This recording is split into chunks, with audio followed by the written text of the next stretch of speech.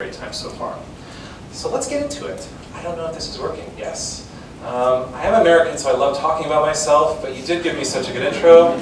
Let's just kind of skip that and get right to it. Remember MySpace.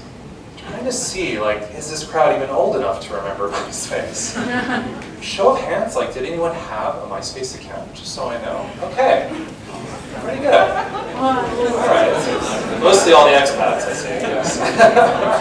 I don't remember if we actually had an office in Vietnam. We had many, many offices, but I don't think that we did. But for those that remember MySpace, I wonder if you miss it. You know, MySpace wasn't so bad.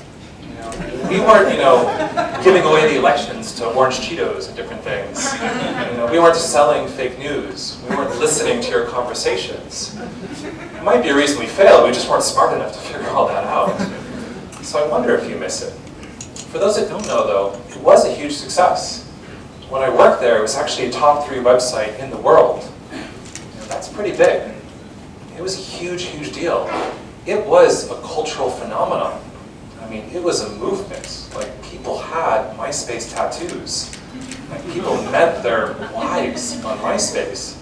You know, I guess you do that on Tinder nowadays. But it was a pretty big deal.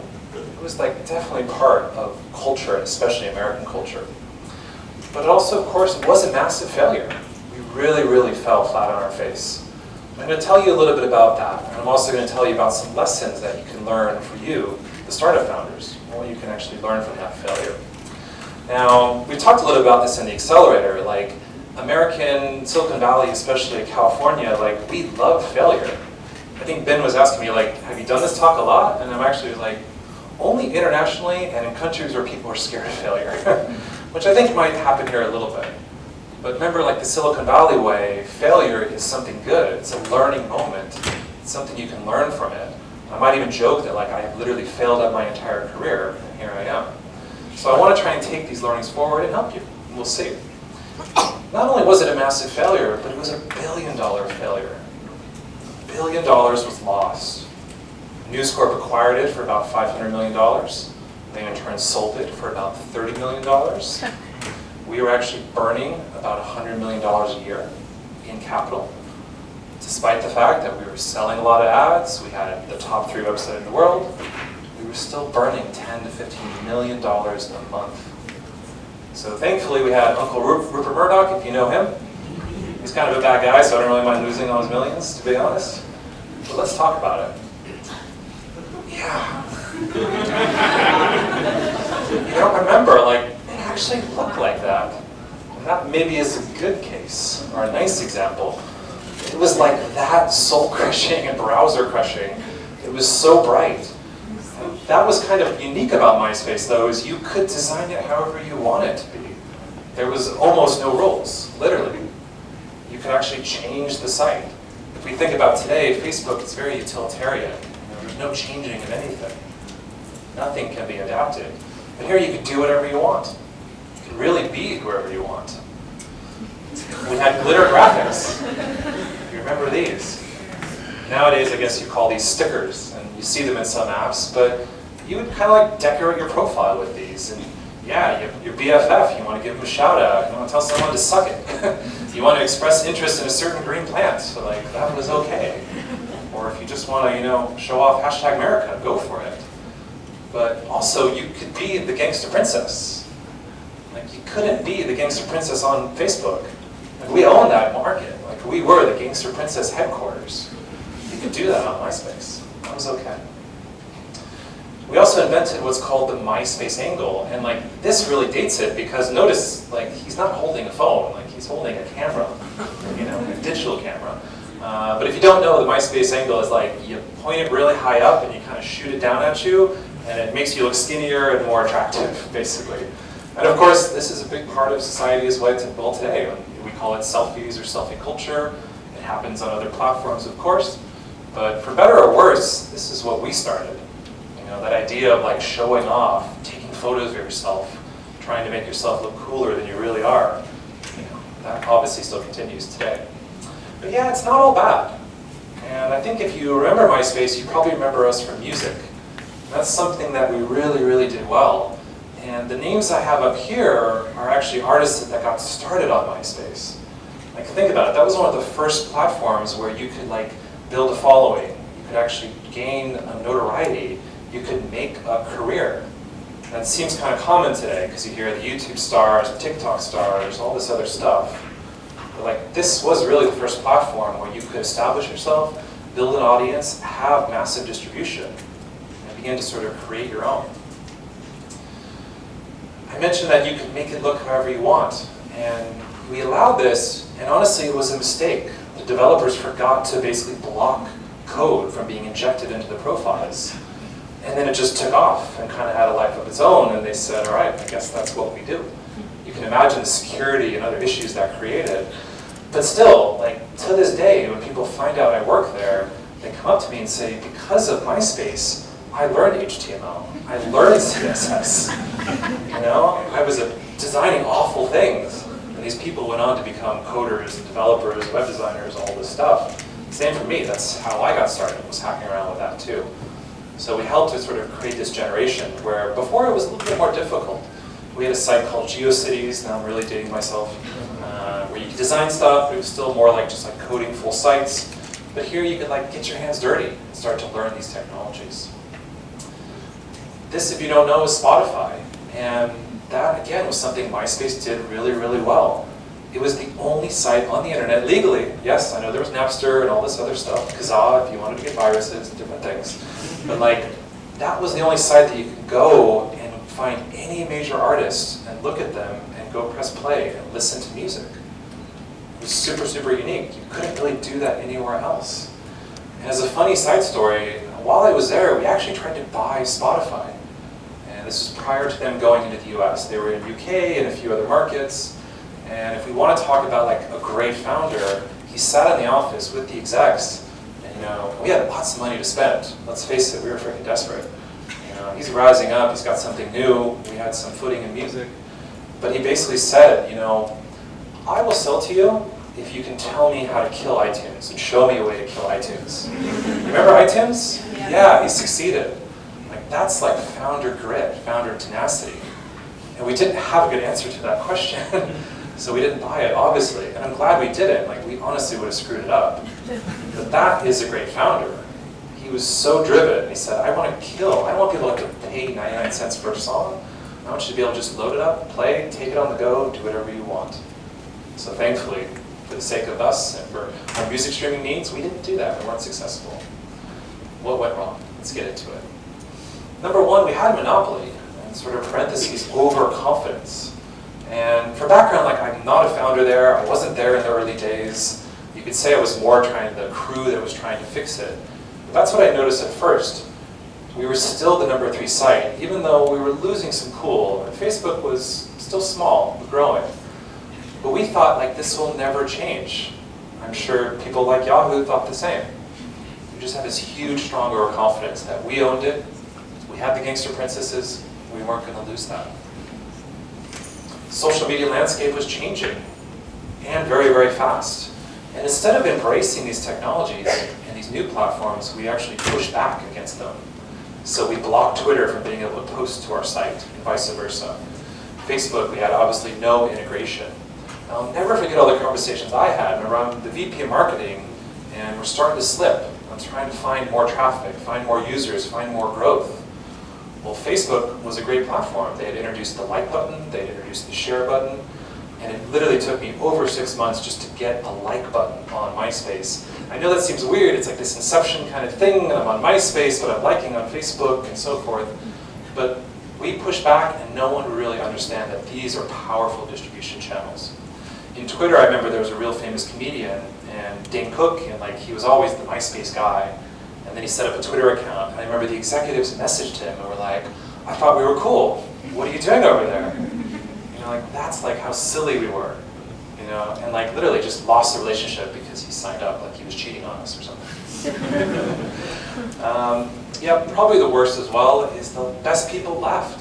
Of course. They went to startups. We were losing. There was this like big diesel machine that was just like hard to move, and no one was really trying to advance it.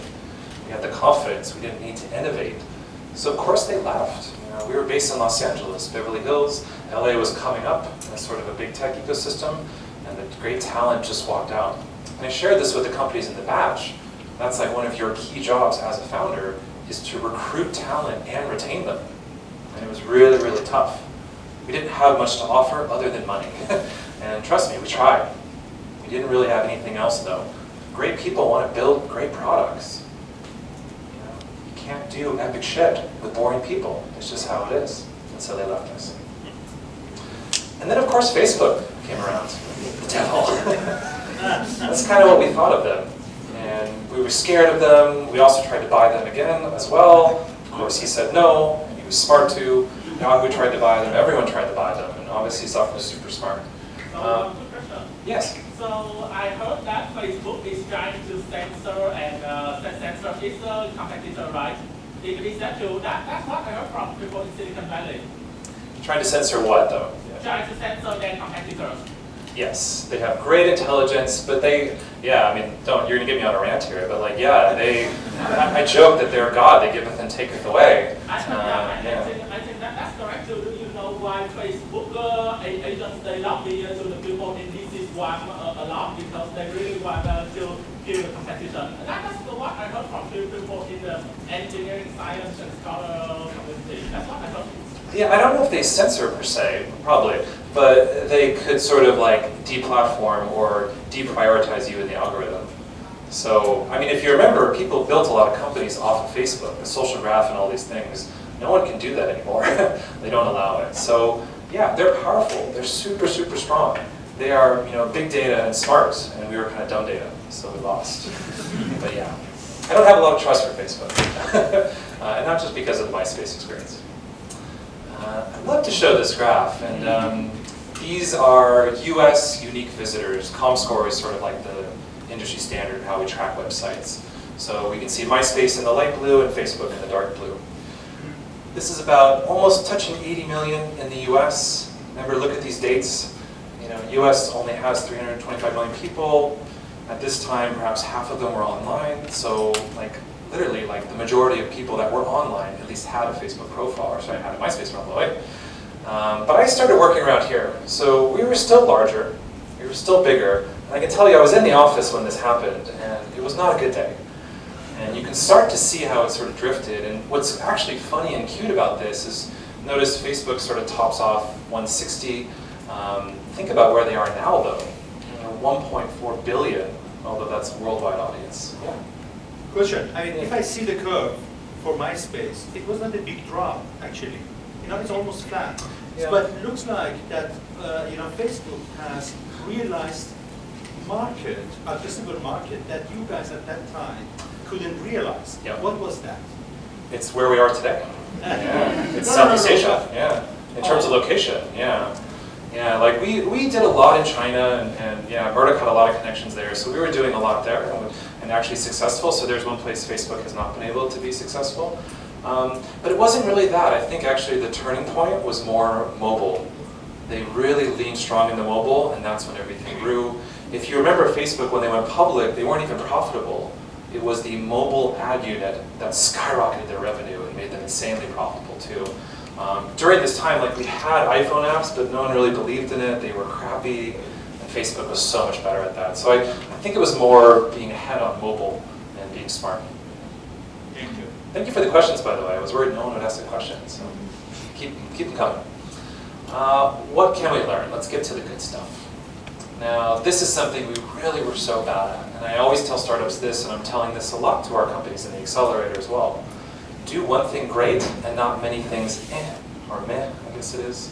Focus, focus, focus. The founder I say to the most is nodding his head. Thank you for listening. Because we didn't do that. And as an example of that, we almost had this portal strategy. So we had MySpace movies, MySpace fashion, MySpace sports, MySpace karaoke, MySpace comedy. We had MySpace books. And it's you were going to MySpace to listen to music and look at photos of hot people. You weren't going to discuss, Homer the Odyssey and different things like this. But we built these things, mostly for revenue and just because, I don't know, we just kept adding more and more and more junk. What we should have done is leaned into what we were great at, what we were known for, which was music. finding artists, discovering artists, consuming music. We should have gone all in there, but we didn't.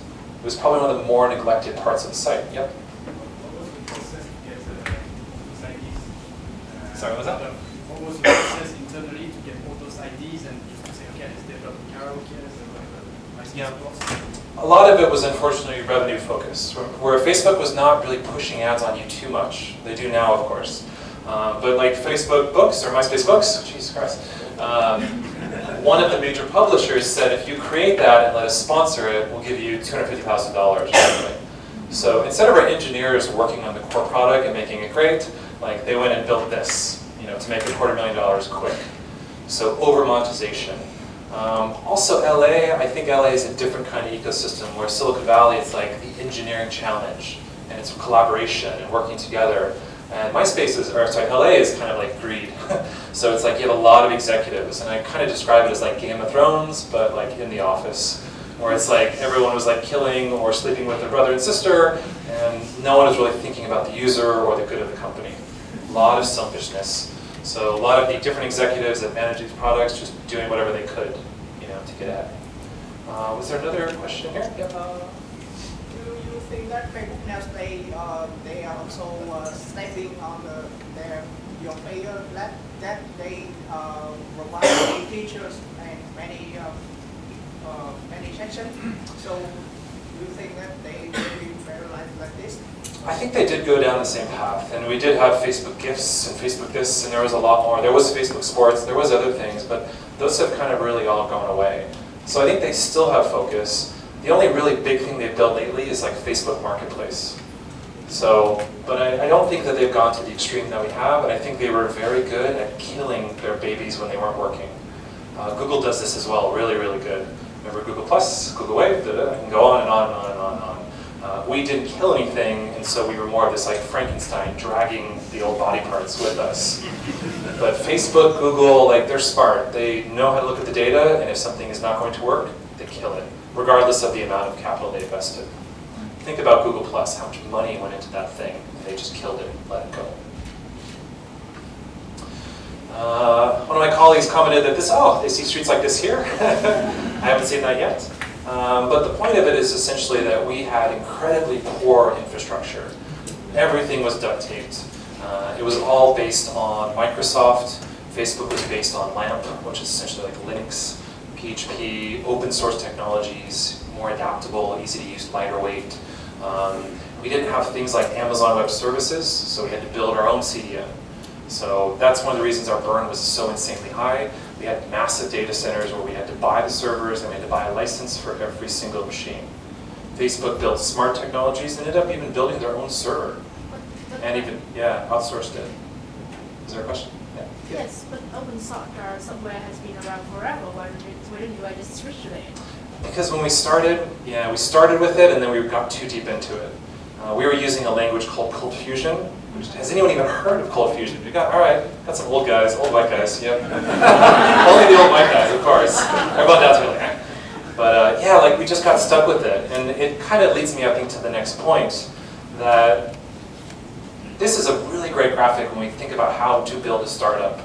You want to build that really nice car, but you have to build the pieces, and you kind of have a crappy car for a long time, hoping that you get to that ideal piece of hardware or whatever it might be.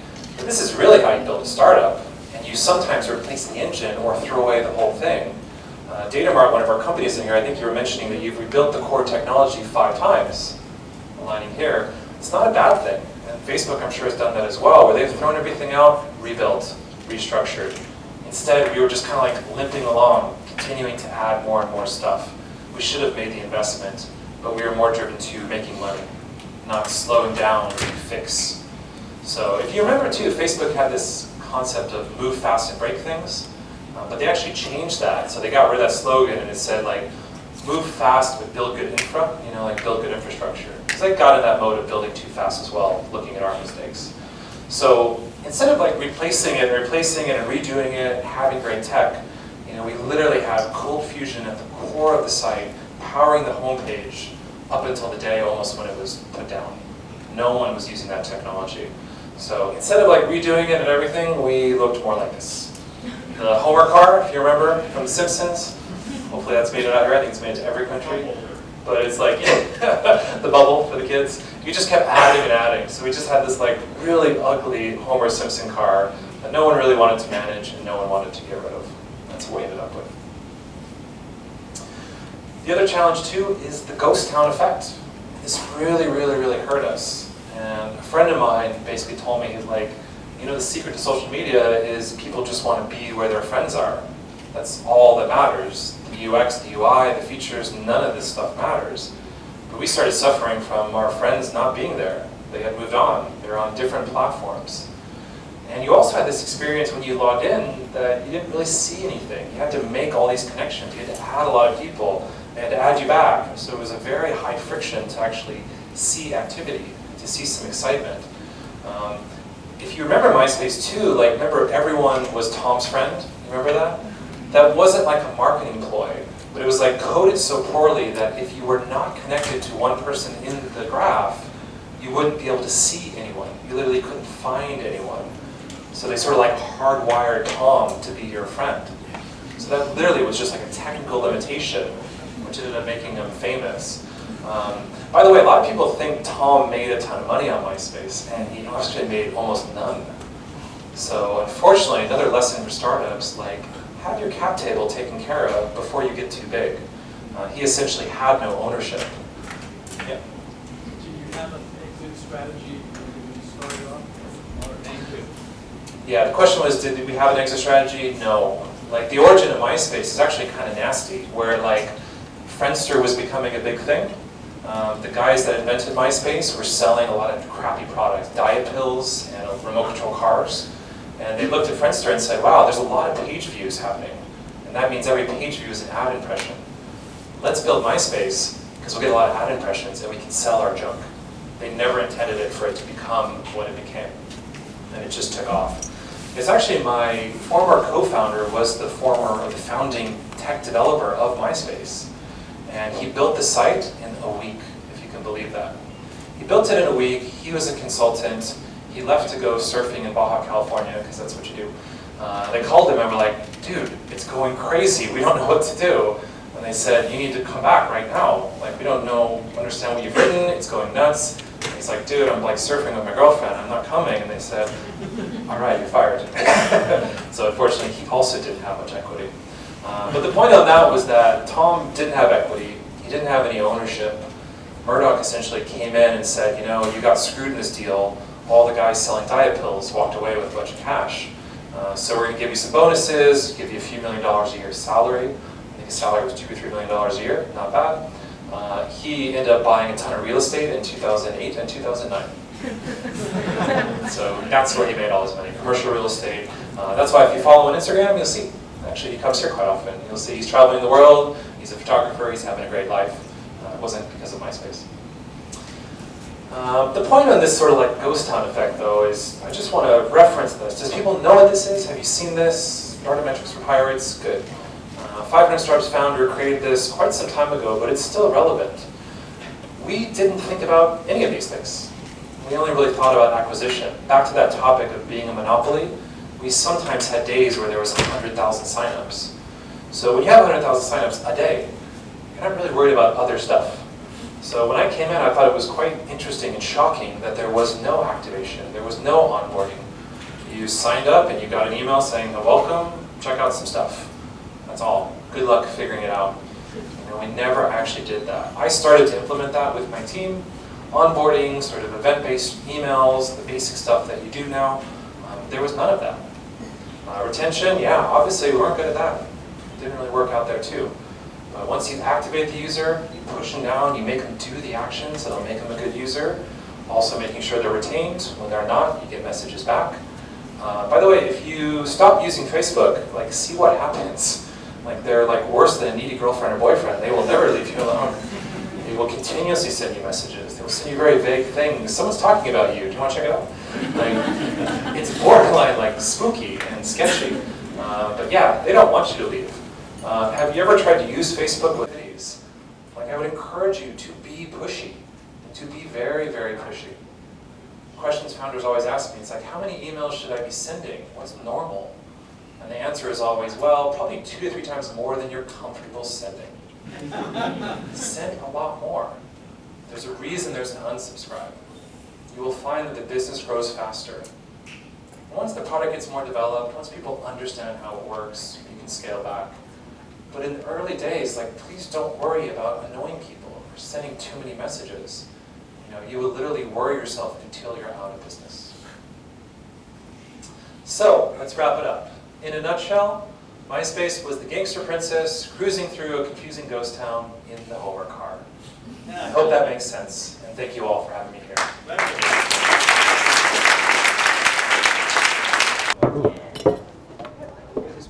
I need to use this. All right, we had a question back here? Yep.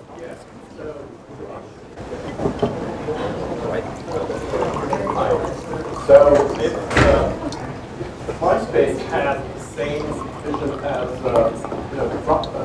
Dropbox, where they used the referral code to increase their growth. Do you think? We talked about this recently. Dropbox, what they were able to do, I think it was a unique time and place that everyone was just building up social media following. There was very little noise. So when you posted your Dropbox link, people actually saw it and responded to it. Now we're dealing with algorithms, your message isn't seen as much. There's so much noise and junk. And I can tell you I'm an early user of every single social network, and some of those I have large followings, and there's almost no engagement today compared to when I had half the following before. So I think that's why I was successful. Where we could have been is more about driving lock-in, making your playlist, more of Spotify. What you really want to become is a toothbrush app. It's an expression from Silicon Valley. You use it twice a day. Spotify is a toothbrush app. I mean, you're definitely in there twice a day. TikTok, Snapchat, all these things too. We never got in that mindset of you're so retained that you have to log in every day, and then we just started trailing off. Good, thank you for the questions. I think Ryan, you have a question? So hey everyone, Ryan Galloway. I'm one of the newest members of the 500 team. I'm one of what they call the entrepreneurs in residence, which sounds like a really sexy title, but really just means I'm like the thorn in the flesh of the founders to keep them accountable, to make sure they go through all of the content that we go through. Because they're, to be one of the Saola batchies, really you're getting bombarded with a lot of content every week. You're having meetings with Sean, meetings with me, continuously pushing, continuously testing, because that's how we grow. The biggest thing that we're trying to change at 500 is really to have people go from the normal mindset where failure might be something that we're afraid of, to failure is something that we really want to embrace. And that is a good segue to the first question that I have. Ooh, slick. So when you came in, you saw that the growth was kind of leveling. Maybe you knew about Facebook, maybe you didn't, maybe you started to see it you saw the shark in the water. Why join? So it's a good question, and I think I joked earlier that I wasn't going to tell you it was the money, although the money was very good. But it was the challenge. LA was lacking a unicorn. We didn't have Snapchat yet. We didn't have all these big companies that actually exist today. It was a hometown company, and LA and Silicon Valley, and LA and SF specifically, have a lot of rivalry. It's a very it's a brother and sister kind of thing. And so to me, it was yeah, nice paycheck, thank you. But it was also I wanted to prove the Valley wrong, and I didn't want us to lose our one unicorn. We didn't call it a unicorn back then, but I thought I would fight, and they sold me on the vision. They replaced the staff. They brought in people that I had worked with previously that I really respected, and like I said, we're a bit of the cleanup crew, but right people, right talent, and amazing challenge. And yeah, it didn't work out, but I don't regret it. I think it'd be interesting when you guys are at at networking, talk to Eddie and Ben about one of the factors that they look at for the founder with a chip in their shoulder. Somebody that wants to prove somebody wrong or prove something, if that's important. So if you guys sitting in the audience are thinking about starting a company and you have that urge, that drive, maybe you're in the right place. Yeah, I wouldn't recommend joining MySpace today, though. So you jump in, you're on the boat maybe that's on fire and the water's coming in. When did you realize maybe this is going to be more difficult than I thought? Yeah, I think it was a few things. One, when I went in to meet with my new team, and of course they were like, who the hell is this guy? I could just feel the defeat in the room. The energy was gone. I just look on everyone's face. They were had already checked out. So the passion wasn't there. As I started looking in the data, I also realized that there wasn't the engagement. People weren't coming back anymore. I had control over these massive channels, including Tom's profile, which had massive amounts of friends. And I would post things and nothing would happen. No one would like it. Just the fact that it should have been seen by 1 million people and 4 people liked it, it just told me that like, no, the UI wasn't right, people were not coming daily. They weren't consuming and interacting. Or you go to Facebook and it's like you post something stupid and 100 people like it. So you can see the difference, the delta between them. See, I think that's interesting. And one of the things that maybe it's hindsight, but I've heard a couple of times that you mentioned during this talk that like, if we'd have just doubled down on music, we'd have been fine. Yeah. Was that an insight that you had while you were actually at MySpace, that you came in and said, guys, like, we should do this? And if it was a we should do this, why didn't they? Yeah, it was a lot of politics for sure. But even when I brought them like quantified data to show them like, if we can get them to follow a few artists and make one playlist, they're the best retained user ever, and they will keep coming back. But it took a long time. Like I said, MySpace was sort of big data and smart data, and we were just data dumb. It took me a long time to actually figure this out, even though we had a large data team, that like music was an integral component of the experience. But yeah, it was politics, big time. Total Game of Thrones. Yeah. One of the other points that you were bringing up was focus on something and do it really, really well instead of kind of sucking at a lot of things. I kind of want to put that question to you, because we have a lot of founders out here. We have some people that have some products and some companies that should be killing things. I won't mention them right now just because I want to protect the guilty. But when do you kill your darlings? We use that phrase a lot. And the other question I would say is, if they knew, why did they continue to build stuff? If they knew that, was it just people panicked and we said we're going to try to grab everything that we possibly can? So number one, why did they continue to build stuff, and then why didn't they start to kill? Yeah, I mean, I talked a little bit about MySpace books, and hello. The big challenge, and I tell startups, is do not chase the shiny penny. It's very easy. Let's say you're selling an enterprise product or even a SaaS product, and you're like, oh wow, we can make a little bit of money, but we have to build these 15 things, and they need customization, and they want everything to be blue, and that's okay, right? You don't do that. You basically go after big customers. You don't go after these like little pennies or quick wins in some cases, and we did that. Advertiser put money down, and we followed. Hello. Yeah. One of the things that I love that you put up here was actually the funnel. And so one of the things that I want to try to create here is a bit of an epiphany is, how much do marketing metrics actually translate to fundraising in your career? Because you've done more than just marketing, you've done fundraising as well. But I think that it's, for people that aren't necessarily in the industry, they're not kind of putting the one-to-one matchup. Yeah, I've talked about that. There's 2 kinds of pitches in the world, startup pitches. There's a vision pitch and a traction pitch. Now, if you've sold companies or you're Mark Zuckerberg, you can do a vision pitch. People will listen. If you're in experimental technology and blockchain, maybe you have to do a vision pitch because you don't have the numbers. But what do you think gets more funded? It's the traction pitch. And more specifically, it's momentum. So you need to go to investors and articulate that like, this is working. By the way, investors, we don't want to invest when it's flat, especially when it's been flat for a while. We want to invest when you've just propped that thing up and our money is going to fuel the next stage of growth. So don't come to us and investors and be like, I need your money to grow. It's like, no. You need to show me that it's growing, even if it's on a small scale, and that you know how to repeat that growth.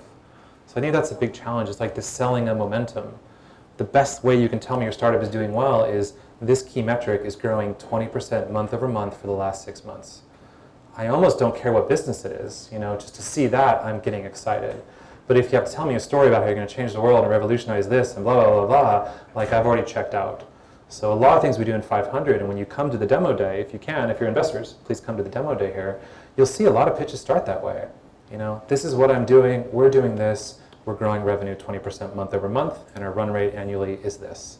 So like that, I think that's more of an American thing though, where it's like, hi, nice to meet you, I'm making this much money. Maybe that's not culturally here, but yeah, I mean, that is most of the pitches you see in Silicon Valley. That's how you get them excited. So you've been in Vietnam for about a week. You've been dialing in for the past 2 weeks. What are your impressions of the Vietnam startup market? I don't think I know enough. I've had a really good experience with the companies, and I'm not just saying that because they're in the audience. One thing I've noticed, I've really enjoyed it. I would say Vietnamese founders are some of the most coachable founders I've ever worked with, to be honest. There's no ego here, or you guys have done a good job of picking the right founders. There's so much ego in Silicon Valley. You would just I get some expats are nodding their heads. Don't say that, because then they're going to get the ego. No, but just really, really, really coachable. I think there is fear of failure. As I joked about though, that's every market except Silicon Valley. I spent the last 3 years in Norway. They have even more fear of failure than you could ever have. The Scandinavians, like, that's scary. Like, they will jump off a cliff and do 10-hour hikes, but like take a chance on something, no thanks. So it's like I see some fear of failure. Yeah, I don't know. Maybe some confidence, more confidence could be here as well. But like I said, coachable. And especially at the early stage, that's the most important for us. That's especially important for 500, who supports you in more than just capital. I usually say the money 500 gives you is the least interesting part. It's the expertise, the help, the network, and so forth too. So yeah, I'm pretty impressed so far, to be honest. So if you could, for all the people that are considering starting up companies, the companies that are already part of Saola, if you could share one of your most important scars, like one of the things that when you take a look back at it was maybe one of the most foundational things that you learned about working in startups, what would it be? It's a great question. It's a really tough one, to be honest. Yeah, I think it's kind of back on this, like, kill your darlings, like, make the tough decisions faster. I would say this killed my last startup, where I was like, oh, we're going to get more money. It's going to be fine. Yeah, don't worry. The fact that we're almost broke and I don't know how to pay my bills. And a great mentor was like, Sean, you need to make the tough decision, tweak the product, and go fire half of your staff right now. And I couldn't do that because I was like, no, these are my peeps. Like, they supported me and they have families and blah, blah, blah. And so I didn't. And all that meant was we ran out of money much, much faster and had to fire everyone. So it's like, that's what I think is the tough, like, make those tough calls faster. When you think about hiring, like, you should hire slow and fire fast. I think in startups, you like hire really fast and then you don't fire the bad people. So it's tough, I know, and like, but I had to learn the hard way on that. Like, make those tough decisions much, much faster. In the end, it actually is about surviving. I mean, that's what building a startup is in the early stage. It's scaling, yes, but it's like surviving. You can't win if you don't survive.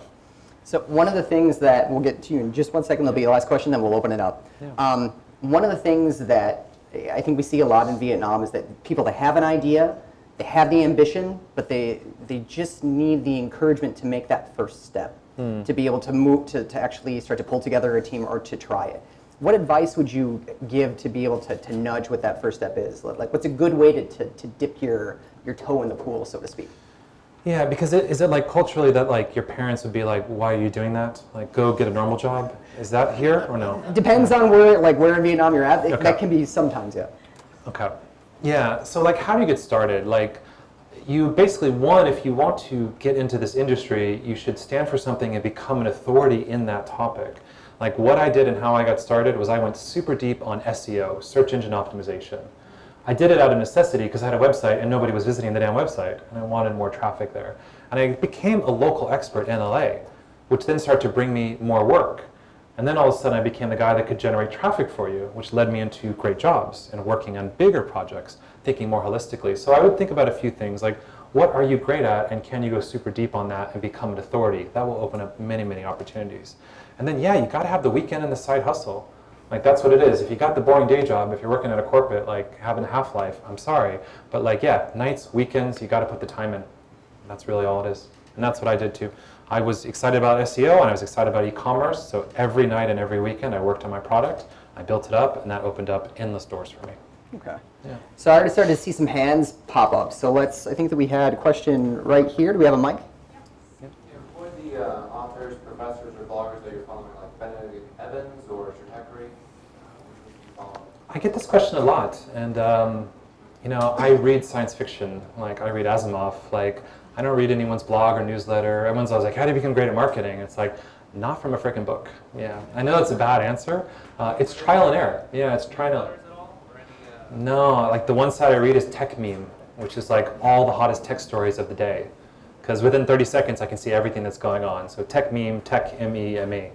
So that's a Silicon Valley newsletter. So that just keeps me up to date on what's happening and who's making moves and stuff. But like, yeah, I don't read anything. I don't have time. And I've written 5 books. So I'm like, instead of reading people's books, I'm trying to write my own. So I know it's like a bad, but again, I'm trying to become an authority. You know, like, I'm going to be spending Sunday finishing my 6th book here, you know, about how to run an accelerator. Again, like, just trying to find ways I can be an authority and pass on knowledge. So I know it's an awful question, but I was asked, like, what? There's no secret. There's no secret book. Yeah, I'm sorry to say. Yeah. All right, Mr. Conspiracy Theory, what do you got? It's not really. Can you hear me? Yep. Oh yeah. So I'm not really kind of conspiracy theorist, but it is true. Yeah, but it is true. So to mention that concerns about when it comes to technology products, the first is the freedom of speech, and second is the security issue. So in terms of the freedom of speech, everybody knows Google and Twitter and Facebook are very notorious for censoring the voice that they don't want to hear. For example, Tommy Robinson, for example, like Paul Watson and everybody else. And right now, the Gap and Parler, they are the new competitors in the game.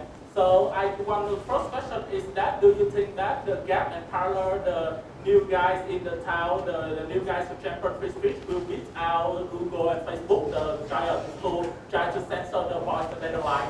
That's the first question. And the second question is that, like, one of the key, one of the concerns that I think about it is in terms of security. So how can the social media companies like monitor, for example, that's what I read about that is something like this. So there is cyberspace for terrorists, cyberspace for the grooming gangs, and cyberspace for the criminals to come together and they expand their crime. And is there any way to monitor and to shut down such a criminal act? Well, okay. I'm going to give you bonus points if you remember both of those questions. There's a lot to unpack there. Yeah. Can I say something? Yep. Be Okay. careful. But Do you want to go for the U.S. or Vietnam government instead being a startup founder? No. You consider that? It's all love, guys. It's all love. It's all all love. right. Before a fight breaks out, yeah, it's a tough thing to answer. But one thing no one's asked me, which is similar to your question, is like, will Facebook ever be beaten? Who's going to beat Facebook? Unfortunately, Google, Facebook, Apple, Amazon in the U.S., like, they're at a scale that they could do nothing for 10 years, and they're still going to be massive monopolies. So, like, I'll indulge you a little bit. I'm afraid to indulge too much. But, like, the power is in your hands. So I understand, and I can tell you, working at MySpace, I could see everything you did. I was able to log in as Britney Spears once. So I was Britney Spears on the internet. Because, like, if it's in a database, or there's a God mode to everything, too. So, like, you can always, like, nothing is safe. It's getting better, though. Encryption is sort of the only way. So until we have quantum computers, like, encryption will not be broken. Facebook is leaning into this. Whether you can trust their encryption or not, it's up to you. But encryption is how you protect yourself. I believe in freedom of speech. I believe you should be able to do whatever you want. Does that mean bad people will do bad things? Yes. It cracks me up when they're like, Bitcoin's going to be used for money laundering. I'm like, nothing will ever beat $100 bills for money laundering. You know, so it's like, no, I don't know. I'm indulging you too much, so I'm going to stop. But the power is in your hands. I don't have full trust for these companies, and so I don't have the apps on my phone. I protect myself. If I need to send something secure, I use Signal. You know, so it's like, I think it's up to you. But the problem is, like, we're techies and we can understand this technology. My mom, unfortunately, never will. The funniest thing to me is, like, back in the 50s, you're like, oh, I think my phone's being tapped. And now we put a tapped device on our, the Amazon Echo, and we speak to it. So times they are changing, man. I don't know what to tell you. But empower yourself. Like, understand encryption in these technologies. That's the way to protect yourself. Don't give them more data than you need to. Okay. Does anyone have a non-X-Files question? Yes. So we have one right here. Thank you. Talent rate. Right. So if the point, actually the inflection point is achieved that you said about momentum, if the momentum is there for a startup, it's very easy actually to keep the talents. But still, a very bumpy way until this point. Now, that's an unfair question. What is the formula to keep the talents until to this point? It's. Repeat the question. I don't think it might. Oh yeah. You want to say it again, or you want me to try and paraphrase? Yeah. So, what is the secret weapon to retaining talent, especially when you reach scale? I think is the question. Now, I don't know. It's funny. I worked in Europe for the last 3 years, and loyalty is so strong. Everyone stays in every job for 8 years, 10 years. It's super normal. In California, you're lucky to stay a year and a half, so there isn't much loyalty. I actually think it's okay to have churn and attrition in your employees, especially to drop dead weight and so forth. But when it comes to, like, heads of engineering and other folks, like, yes, they have to be incentivized. In Silicon Valley, we incentivize with money, options, equity, you know, but you also have to allow them to begin to pass off some of the remedial tasks or the more, like, laborious tasks, and allow them to build what we call skunkworks projects, allow them to build some passion. But we see this in many companies where these employees are given very large freedoms. They're sort of allowed to drive and build something that's not core to the product. But yeah, I don't think there's no silver bullet on retaining talent, and engineers will always be the most difficult. I shared this with the batch. The one way you can get your engineers to leave and not like you is not use what they build. They will run out the door. Engineers are very logical. It's like, I spent 2 months building that and then they didn't use it. Okay, I'm out. So I mean that's one way to keep your engineers. Yeah. What if what they build sucks? What if what they build sucks? Then you should fire fast and get rid of them. Yeah. I'm speaking more to like your A level, like your Did we go right here 10X first? engineers. Yep. Okay. Here you go. Go ahead. Great questions, by the way. Yes, more questions. So if like you got chance to go back to the MySpace, so and change one thing, so what will you do? Ooh, tough question. I touched on it a little bit. Like, yeah, we would have gone fully into music, I think. We would have fired a lot more people a lot faster because we had we had dead weight. When I started, we had 1,400 employees. When I left, we had 200 or 300 as well. But that took 3 years to get to that point.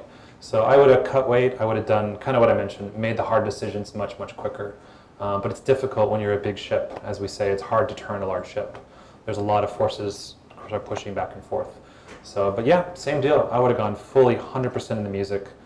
We would have made that Spotify acquisition happen at whatever cost, and would have rode the next wave of mobile music streaming and mobile music as well. On a tangential point, you talked about politics before.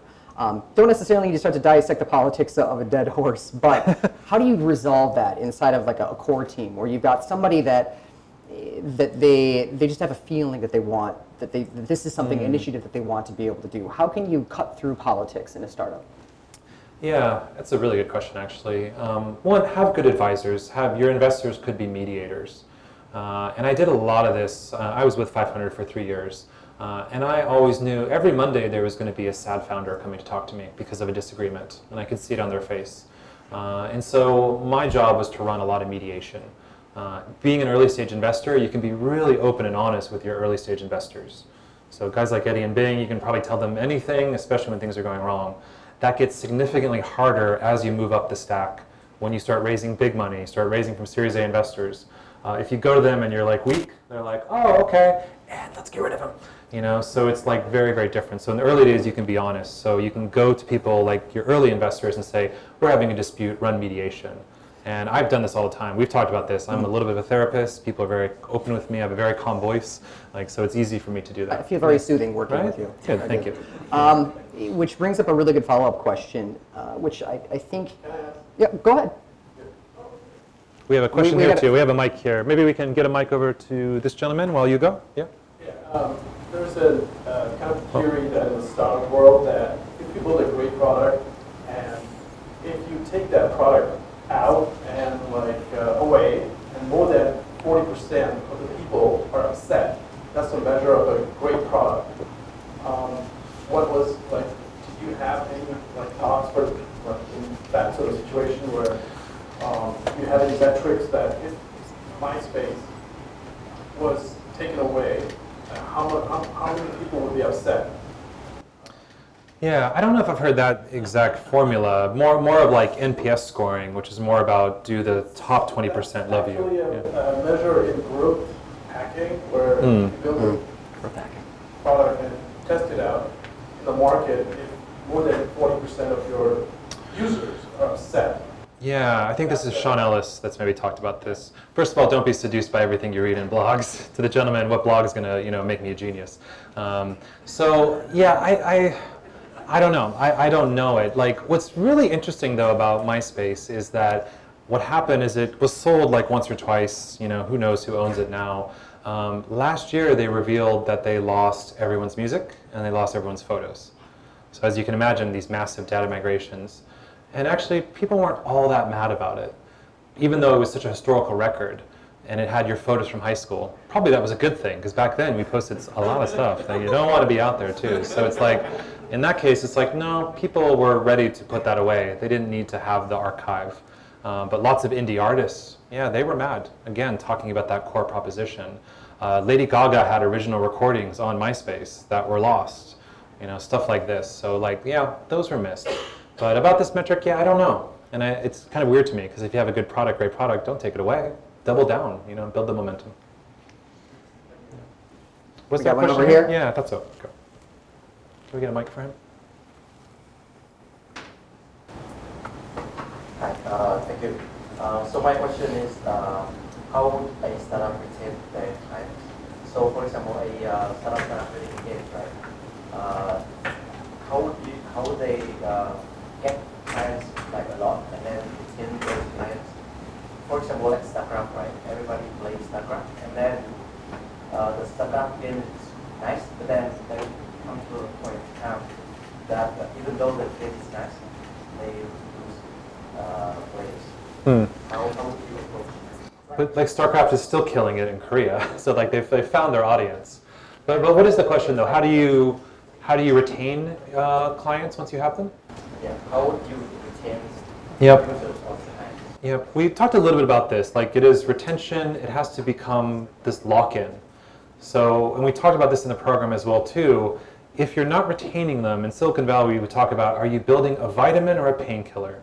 If you're building a painkiller, you can keep them. Grab is probably a painkiller here because it's a pain in the butt to get stuff, to move things, to get around. You know, that's not just like it's a slightly better way to do something. So I think you have to think about the product, like is it nice to have or a must have? And you force the lock-in. I've used like a few examples, but like if you're talking about SaaS, it has to be the team is involved. One person can't be the dependency. Why has Slack done so well? Because it does really good at like starting in one department and then moving to another, and then moving and moving and moving, and then you can't live without it. It's the painkiller. So I think that's what you need to think about is like, how does the product become so important that someone will not be without it? Hope that helps. It's a bit tough though, it's a broad question. Yep. All my colleagues were like, people might not ask questions, be careful. The Vietnamese were very shy. Okay. So what I'm going to say is going to be very controversial. Okay, more than this guy? All right, let's bring it. At least he's giving you notice up front. That's fine. Okay, all right, now I'm worried. Is it about Trump? You mentioned about like the Silicon culture is like fairly good.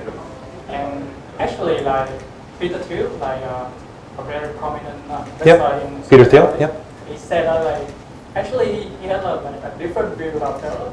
Like in Silicon Valley, like, it's kind of like a failure point where like a lot of founders celebrate failure to the point that they just by keep getting failure, like they just automatically successful someday. And also Mac Anderson also like mentioned about this point.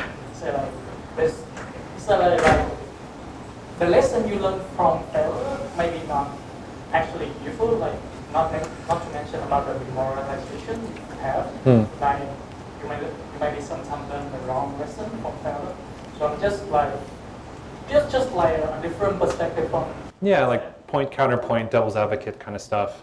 Remember, these are two guys that are playing on a level that's like sort of in outer space, sort of compared to where we're operating. So to them, it's like, yeah, they deal with, again, the ego. Remember I mentioned what's nice here? There's not much ego. So we have people in Silicon Valley, the type of founders they work with, where it's like they give them $25 million and they just blow the whole thing, and then they come back 6 months later and be like, I got something else, give me more money. So I think that that's probably like the operation that they're talking about, that type of failure. I'm thinking more about small failures, which allow you to build and in aggregate become smarter and better and not make the same mistakes. So I think for them, we're just talking about sort of different stages and different levels of ego and how they appreciate it. But yes, I agree. There is some people in Silicon Valley who like are learning the wrong lessons or feeling that a sense of entitlement. You know, yeah, you do have to be humble to some extent, and you do have to like sort of put your tail between your legs and come back stronger. So I think, yeah, it's sort of like different lenses of failure. I think we've got one over. You've got one already. Okay. Yeah. So you mentioned that there are two kind of pages. One is a vision page and one is a traction page. So aside from the tractions, what else do you look at to evaluate a startup that's coming to you? It's a few things. Like remember, we're early stage, so yeah, we're looking for like signs of life. So that's where the momentum and the traction comes in. I know it's super cliche to say, but yes, we look at team. But if I want to be more specific, is the core team complete? If the CTO is missing, if it's 5 tech guys, then it's like 5 coders. It's like, well, who's going to sell what they build? Who's going to fundraise for the company? So like, do the main components come in? It doesn't mean your full C-suite of executives is there, What are the core competencies addressed in there? Yeah, does it feel, is it easy to understand? You know, I think we over-convolute everything nowadays. So like a bad pitch is like someone is talking to me for 2 minutes and I still don't understand what they do. You know, like it has to be something clear and understandable. And I think the other challenge is like, I'm really looking as well, and this is the hardest thing to find, market makers. You know, I've talked about this in the program, I'll talk more about it tomorrow, spoiler alert. But like, are you a market maker or are you a derivative? Uber is a market maker. You know, yes, okay, they adjusted or took a current thing. Airbnb is a market maker. You know, to go back to Peter Thiel, it's like, and I think he said this, it's like, or Mark Andreessen, I forget. It's like most ideas, great ideas, look so awful at first. You know, they said that about social networks, they said that about Airbnb, all these things. Dropbox, that had been tried many different times, different ways too. So I think that's the most exciting thing. Like, are you really making a new market, or are you the Uber of X, or the Grab of X, I guess, you know, that derivative as well. Surprise me, delight me, yeah. Surprise me, yep. Sorry. So just want to pause really quickly. I don't know where it's coming from. Because a lot of the questions have been coming from all the gentlemen in the room. Any of the ladies have any questions? We got one here. Yes. Yeah. Bring it. There we go. Well, I just have one quick question. As you know, like Snapchat, they are the first people to have stories on their platforms, and then Facebook were trying to buy out Snapchat, but couldn't do it. So what they do was they would just copy Snapchat and create their own stories platforms so that the users will not leave Snapchat. So I guess the question is, for you as a startup, you will face certain issues like that or competitions with the big sharks, I would say. How would you deal with those situations? I don't know if I totally understand it, but yeah, I mean, Facebook, there's stories on LinkedIn now, I think. There's stories on YouTube. I think that's one example, like Snapchat making a new medium and everyone trying to address it. I guess the only thing I'd caution to startups, especially looking at other startups or big people, big companies, if you copy what they're doing today, you're already behind. You know what? You're copying what they started developing 6 months, a year ago, too. So it's like, that's where you need to make the leap and say, like, where does it go next? And maybe TikTok is a good example of that. Those are stories, but they innovated to a new level. You could mash them up, you could put them together, you could remix it, you know, like taking that to the next level. So I'd actually be very reluctant to copy anyone doing anything today, because you're literally copying their roadmap from last year. So be thinking, how do you take that leap? Yeah, I hope that helps. Another question. We had one in the front. Yeah. Is there any way to evaluate the market size of what you might be building? Yeah, can you say again for the mic? Is there any reliable way to evaluate the market size and the revenue that of the product that you are building? I'm sure there's very smart ways that hedge funds people know and people with MBAs know, but I don't. I would think more about what's important is like when you talk about that market, that it's realistic. So it's not total market, it's TAM, total addressable market. And that like there is some thought to it. Like, to be honest, that slide in the deck is kind of bullshit. And so like we need it as a bit of a guidance, but I don't give it much credit. But also, please do not say things like, this is the market. If we just got 1% of the market, we're da-da-da-da. Like, investors don't like that. Like, first of all, getting 1% of any big market is next to impossible or difficult too. So I would say avoid this, oh, we just need to get 1%, or our market is everyone that owns a car. I would much rather be super duper specific, especially in the early stage, because you're small, you have limited budget, limited team, you can only go after a very specific segment. You can't go after everyone with a car, for example. But I'm sorry, I don't have a great answer for that. But the addressable market slide, I don't get excited about it, to be honest. Okay. I think we got one here. How are we doing on time, by the way? 8:08. Okay. Yeah. No, I have a question that what was wrong with the policy strategy? You know, like, remember AOL, Yahoo, and MySpace? You were just not like everything. They were the internet, right? And then now they all disappear. And look at Facebook now, they are spinning up everything. Messenger, and they have the app group, they have an app for page management, like for on the supply side, but still, they are spinning up everything. But look at the South Asia or in Asia market, people are trying to be the super app again. They are trying to be the internet, but on our mobile phones. So my question is, what is the difference between like then and now? Yeah, because you were mentioning the portal, essentially, is what you were talking about. The AOL portal, the MySpace was a portal, Yahoo was a portal. Yeah, everybody just was trying to be the internet, right? They're trying to occupy as many as possible of the occasion of internet using from users. Yeah. So why did it fail? But it's different now. Like all those products, yes, they're part of the same family, but they're very siloed. WhatsApp and Instagram, there's no connection there whatsoever. What Facebook is doing is they're buying the future. So they saw that Instagram was the future. They paid $1 billion for it. Everyone laughed at them, thought it was the stupidest buy ever. Google saw the future and bought YouTube, also $1 billion. That business is making $17 billion a year now. So they're buying into the future, and while they may have some integration or they may benefit from distribution, they're very siloed. Facebook is now, this is the first time since all those acquisitions that Facebook is putting Facebook on WhatsApp. I think if you notice, the branding has changed. But for a long time, so like they run them siloed. But isn't it the same? Alibaba has Alibaba Express, Alipay, Alibaba, they have like all these different silos, but they're not under one roof. So they're still like segmenting what that use case is, why would you use that service, and keeping it separated to some extent. All right, so what's your view on Grab right now? Like we can do tons of stuff on Grab, right? On Gojek, on Indonesia. Yeah, I don't think I know enough about them, to be honest. Yeah, I can't really answer that. But I see it freaking everywhere. To me, they're doing the Uber strategy, which is just like burn cash and dominate the market. But I don't know that local ecosystem well enough, so I'm not sure. Yeah. Nope, go ahead. Yep. Hi. Can you hear me? Yep, go ahead. I've actually never used MySpace, so that was actually a real ghost story. Okay. Thank you for being honest. Yeah. So what's happening on Facebook right now, on a different completely different topic, not startup business, is that they're using fact-checking sites like Check Your Fact to fact-check the news site on Facebook, and then rule them false news or fake news that you would use. And then when somebody else tries to post it again, you will have the false news label. Was there any friction like that you experienced at MySpace back then between MySpace and journalism? No, because we weren't a site for news. You didn't go there you didn't even post links. There wasn't that functionality. Well, there's a functionality, but it wasn't a use case. So it's like Facebook is responding because they're getting in trouble and bad things are happening. So if that wasn't happening, they wouldn't be doing this. They're just trying to recover their brand and build trust. If they lose trust, if they lose their cool factor, like MySpace did, they know that's the end, or at least the beginning of the end.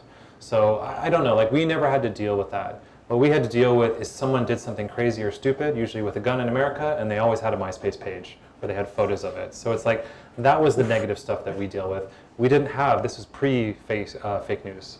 This was pre-Trump. So yeah, like I said, it was simpler times, let me tell you. Whew. Yeah, I wouldn't want to be an executive at Facebook these days. So I think we got last question right here. We have more though. Okay.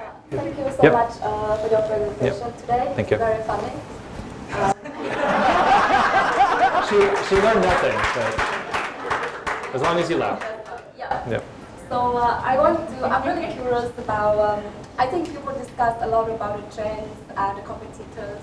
I want to get back into the how of MySpace. So I want to know more about how you guys view the strategy. So it's not like you guys have a lot of scenarios. Like for example, one scenario could be only focused on music, and you guys didn't do it. Or you think that there should be a better way of building a strategy that come with better scenarios? Because I think at the end, the success of a company really is about like process and activities, how you do things as well. It's not just only about the competition and the trend, but internally what are you doing in the company? So that's my question. Yeah, like, first remember this was 2008 to 2012. So the world was a very different place. We were just kind of figuring it out. No one knew what this stuff would become. So like there was no strategy at all. It was literally just like run and keep it up and keep adding to it. But now like the data is so good, the tools are so good. You are so lucky to be able to do a startup now and have access to so much data and so many ways to measure and having a feedback loop. We didn't have a feedback loop at all. We didn't talk to our customers. We didn't get good data and good insights. Now, and it took us millions of dollars to build all that stuff. But literally now for a few $1,000s, you can have a great analytics package. You can have a lot more feedback loop. You can iterate and adjust much, much quicker. So yeah, there was no strategy at all whatsoever, and it was a completely different time. But now it's like you have the tool set here. I think like back on the point of like, what do you think about Vietnamese startups? Like the companies we met, I'm actually surprised how unsophisticated your tool set is. Your marketing tech stack, as we say, almost doesn't exist. And there's so much good stuff out there. So that's what I would understand, is more about like how to use HubSpot, Google Analytics, Mixpanel, Intercom, all these great tools out there to help the user drive a lot more of the strategy than you, because you probably will be wrong. All right, so thank you so much for that. Let me take that. So I think that would be wrapping up for us. Thanks everybody again for joining the event today. If you have more questions, please join us in the networking after this. It's going to be on the ground floor of Soy Habitat. Everybody who registered for the event should have received a voucher for a complimentary drink and another voucher for 20% off on food and beverage, courtesy of CAPNU. So please join the networking, spend some money, help CAPNU out. We really appreciate it. Thank you. Thank you, everyone.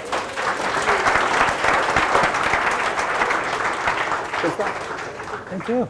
Oh, you're the first handshake I've done since I've been here. You tricked me. Thank you for your talk. It's very interesting. Yes. And I learned quite much, and you are right about the concept of Thank you. So it Thank is you. From 0 to 1. Yes. And from 1 to n. Yep. So n is an infinite So number, but I think it's more difficult to go from 0 to 1. I think what we're going to do is I'm going to bring Sam here, and then we can broadcast from here. It's like a rocket ship. It's impossible and hard to get it off the ground. But once it's off the ground and in the sky, it's much, much easier. Either, tell Thomas, because we're gonna do via web anyways. So do that, but talk with my ER assistant. I think it's make sure that we've got that room for tomorrow at our time. Okay. So I was fortunate to meet. Are we doing this? Good. There's one.